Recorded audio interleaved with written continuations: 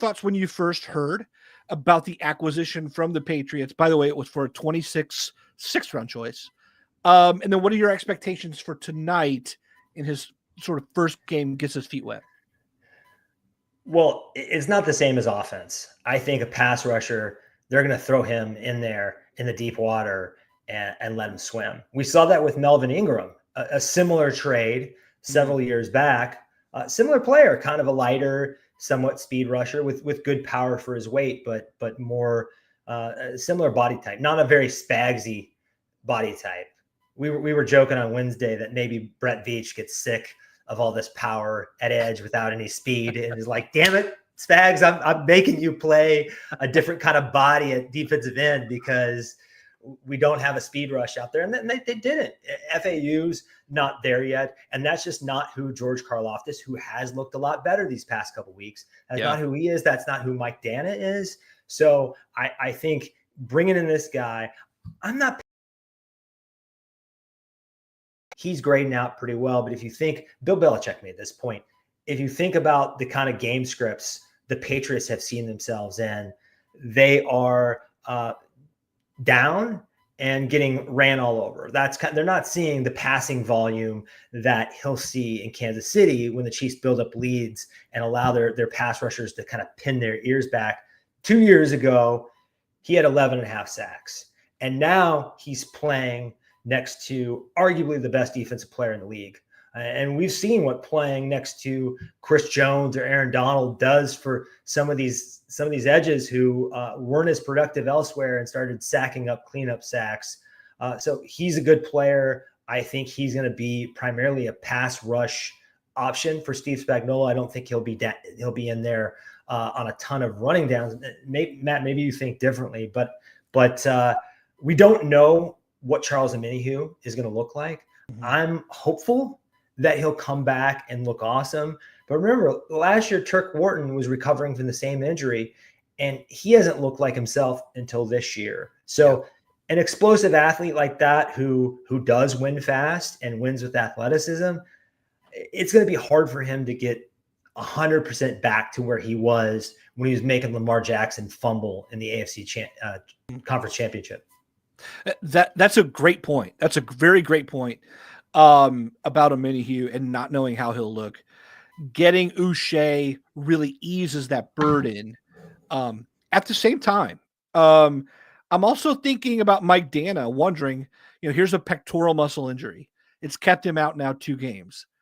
The Chiefs haven't put him on IR, which signals that there is an internal belief that he'll be better sooner than later. And yet it seems like maybe the kind of lingering injury where you look back and go, we probably should have put him on IR to free up the roster spot in the first place. To me, bringing in Uche then allows for the Chiefs have obviously been okay without him, but adding Uche just makes it that much more, eases a little bit of the burden on FAU. And then I think that speed element with the double team is really going to allow Uche some looks that he hasn't had with New England because of the attention eaten up by some others. Yeah, he ran a 4.6 coming out of I guess it was Michigan, right? And he's only 240 pounds, but he is gonna. When you guys see him rush, I don't know if you'll see it tonight because it depends on how many snaps, but I think you'll see a little bit more bend, a little bit more explosion off the edge, and it's just good to have a changeup pitch in your pass rush. I know that Spags has a bunch of pitches in his bag that teams aren't going to expect with these exotic blitzes, but it's just good to have another guy that can help you get home with 4. Yeah.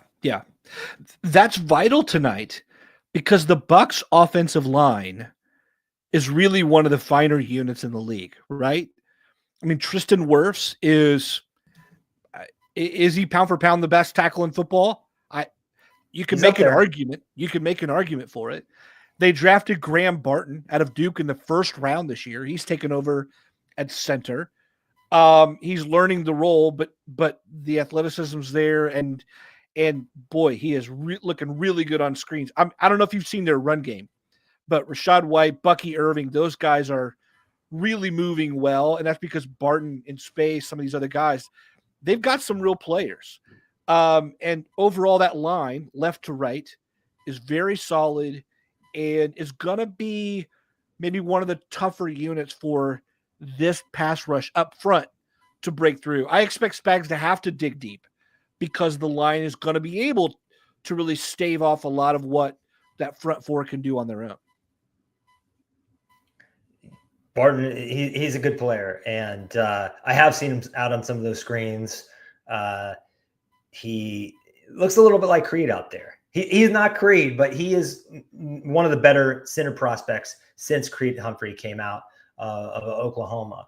So I think the problem with this offensive line is they're really good in pass protection, it seems like, but the past couple of years, they have not been able to run the ball. Now, some of that might just be Rashad White is a really good receiving back, but he's just not a good rusher because Bucky Irving, the rookie out of Oregon, he does look a little bit better on the ground. Yeah. So I expect him. And then they've got another guy, Sean Tucker, who's also a good back. And we probably will see, I don't think he's inactive. So we may see 3 running backs tonight. That's kind of what they've been doing.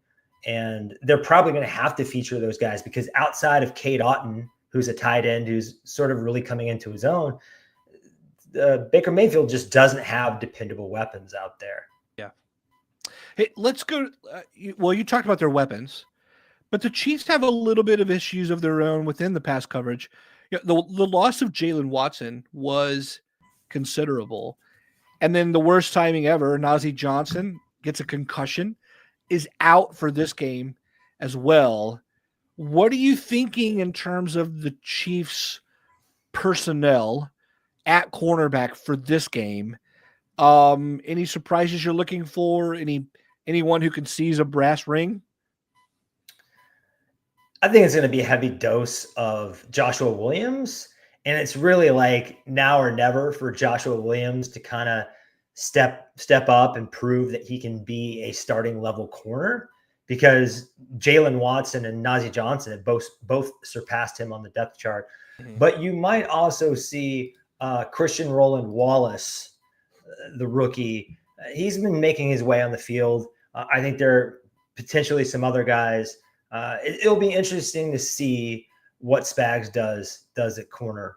And I'm guessing he's going to lean on his safety depth. I don't know if that means, the safeties already play a ton, right? So I don't know what he could do to get him on the field more, but could he play Jamari Connor, basically all night in the slot and get Jaden Hicks in there more? I don't know. He's got versatility in the secondary because that safety group has just 4 good players, a lot of depth.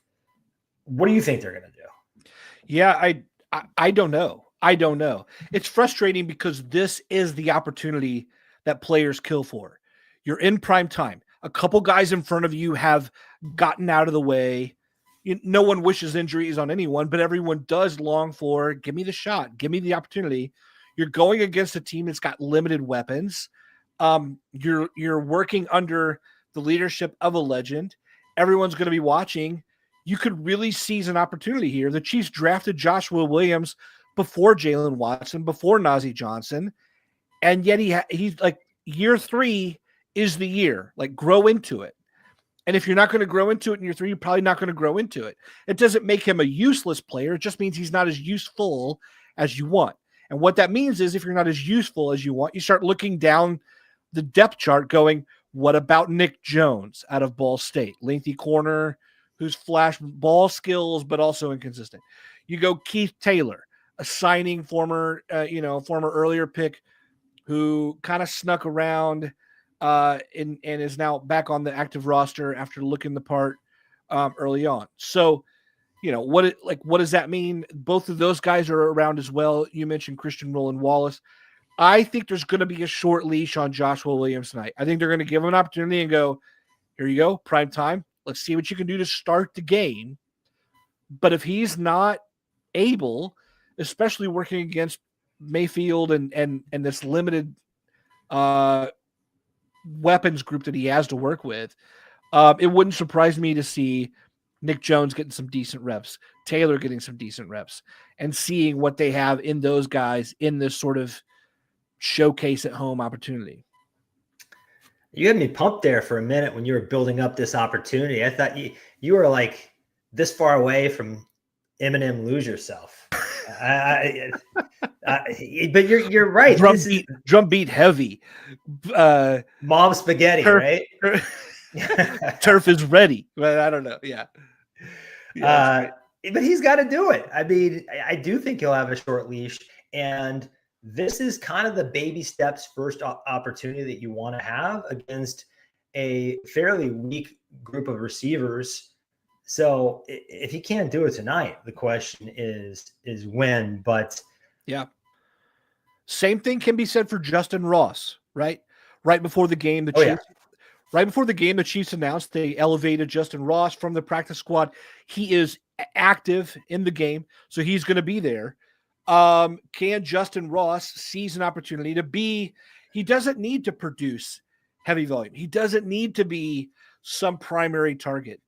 He just needs to be a trustworthy receiver who can run a decent route, who can create some separation, who can, when called upon, make the catch, who can make the block, who can, like, that's what the Chiefs need. So, when we're talking, if he could help stave off a deal at the deadline if he shows up big tonight. But if Justin Ross, doesn't look the part, doesn't earn the trust of coaches, then we're probably looking at maybe Veach is scouring the trade debt block again. So, those are some of my thoughts there. Yeah, it's kind of now or never for Justin Ross. And I'm glad the kid's getting another opportunity. He's always had a lot of talent, a lot of promise. But you're right. He has to step up and show that, unlike Sky Moore, when the one time Patrick Mahomes looks at him in a game, he absolutely has to come down with that ball. He has to prove to Veach, to Reed, and most of all his quarterback that he's reliable. They don't need him to be a star. Like you said, they need him to be a good blocker. They need him to be kind of what they've gotten out of Justin Watson. If he can be a similar, or DeMarcus Robinson, if he's someone that Pat begins to trust and they can put him out there for 25% of snaps and kind of mix him and McColl and whatever in and out, I think that will get the job done, at least until hopefully in the playoffs they get Hollywood Brown back. Yeah, you're right. Adam, let me get one more thought from you as we head toward game time here. We didn't talk about the backfield. Clyde is inactive once again. Kareem's been on the injury list, although he's not injured. I mean, there's no designation. He's healthy and ready tonight. There's been some talk about his workload. We're still probably a week, 2, 3 from Pacheco, his return. Just what do you think of the Chiefs rotation there, the level of talent, and what do you expect to see tonight? Well, what do I expect to see and what I'd like to see are kind of two different things. I think Kareem is doing a hell of a job. He has the vision's always been there, but he looks like he has some of his juice back. Now, maybe not the long speed, but he looks a lot better than he looked in Cleveland recently. His wiggle, his ability to get sideways, his patience, his footwork, it's all there. He looks good. I just would like more Samaje Perine in the passing game, because I think last year is one of the most efficient pass catching backs in the league, if not the most efficient. I mean, he's up there with Breece Hall in categories like yards per route run and other things. So I just think they have a tool that they're not using, and they're kind of short on tools in their backfield. Carson Steele, I know he's a fan favorite. I think he's the kind of guy that can get 3 or 4 touches a game and do a decent job and give you some of that kind of smash mouth, hard nosed football, kind of punish the defense a little bit and give Kareem Hunt breathers.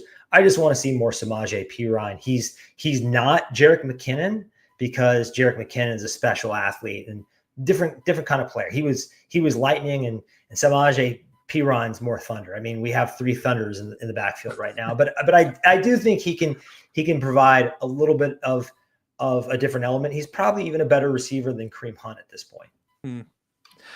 I'm with you. I've been really shocked at the lack of targets for Perine.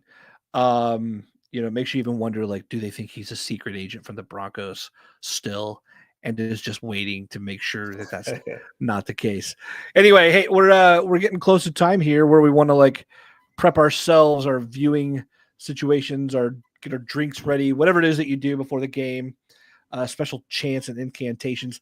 Can't let you go, Adam, without getting your official prediction for tonight. I'm going to go 23-13. I'm still in my phase where I'm just not predicting the Chiefs to put up a ton of points until I see it. They want to drag other teams down in the muck and grind out victories and depend on their clutch coaches and clutch performers to know how to finish games better than their opponents. And I just think that's the formula this season. It's very reminiscent of what the New England Patriots used to do. And if it's not broke, I expect Andy Reid to just stick with it all the way to the playoffs. I'm with you. I think it's going to be a little closer than that. I think it's going to be 21-13. For all the reasons that you said, I think that's just where they're at right now. I also think that the Bucs are going to keep it closer than what a lot of people would like, given how many people are gone. I just think for the last month, they've gotten their butts kicked offensively. And Todd Bowles, to me, is way too smart to not try to come in a game like this in prime time. I think he's going to go, okay, let's try something totally new. Let's do some things we haven't done. I think they're going to surprise the Chiefs in some ways to keep it close. They're well coached. I have a lot of respect for Bowles and what he's been able to do in his NFL career. And I know that Reid probably feels the same. They're not going to take them lightly, but I think it's going to be a little closer than maybe what people would like.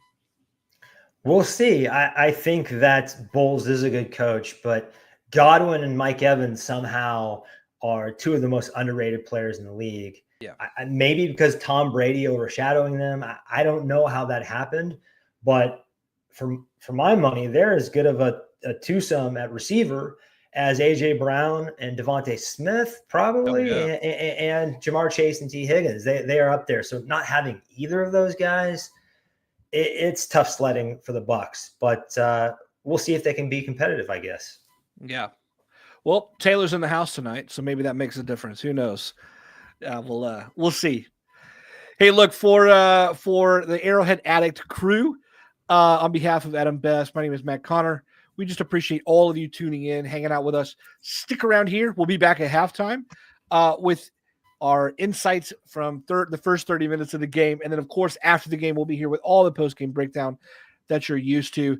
Stick with us all week long. It's going to be a great week. NFL trade deadline, the fallout from this game, and then looking ahead to the second half of the season. But until then, as we tune into the Bucs at Chiefs tonight, as always, go Chiefs.